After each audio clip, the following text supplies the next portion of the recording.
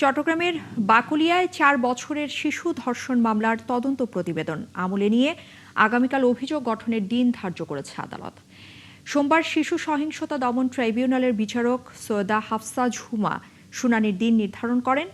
গত ২১ মে বাকলিয়া এলাকায় ঘটনাটি ঘটে।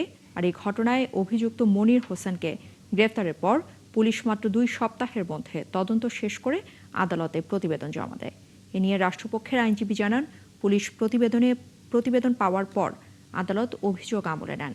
আর আসামি পক্ষে কোনো আইনজীবী না থাকায় আদালত তার পক্ষে আইনজীবী নিয়োগ দেবে।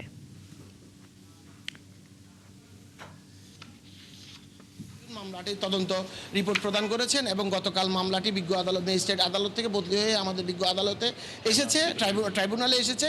এই ট্রাইব্যুনাল আজকে এই মামলাটি অভিযোগ আমলের জন্য ছিল। বিজ্ঞ আদালত পুলিশ প্রতিবেদনে সন্তুষ্ট হয়ে ৯-১ ধারায় এই মামলাটি অভিযোগটি আমলে গ্রহণ করেছেন এবং আগামীকাল ৪ শুনানির জন্য দিন ধার্য করেছেন।